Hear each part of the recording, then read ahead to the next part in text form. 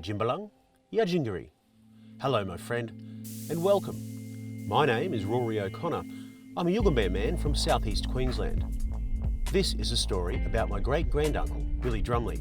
He was an Aboriginal man who was born in the 1850s and lived to be almost 100. Billy lived out in this country, in a place called Beaudesert. It's an hour's drive south of Brisbane. It's beautiful country. My mum was born in Beaudesert. Billy Drumley would walk across this mountain on his way to visit his little sister and her family. I heard that sometimes he would stop up here for the night. It's called Mount Tambourine, but in Yugambeh it is Chamberin. It is also the name of this little fruit. They also call it a finger lime that only grows up here in the mountains.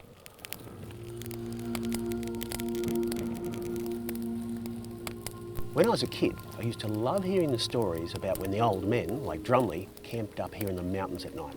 Now, our word for camp in Yugambeh is inala, and our word for fire is wavara. Now, there were little spirits up here called mogoys, and they lived just in the darkness at the edge of the firelight, so you always stay in the firelight. And I also heard that sometimes up here on the mountains, little mountain men would come out and sit by your fire.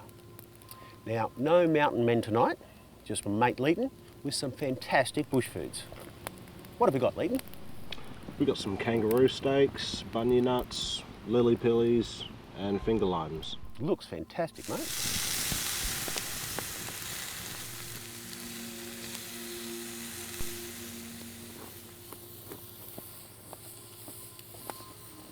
Mm-mm.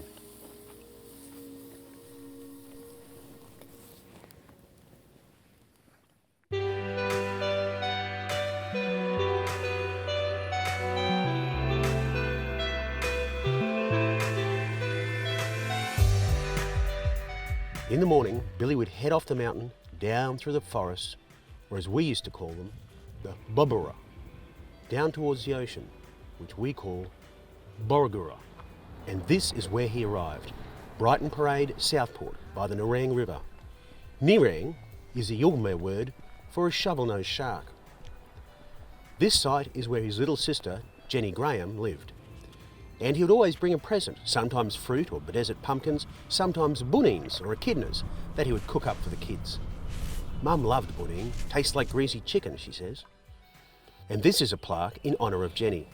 It remembers those days and those old families. And we remember them too.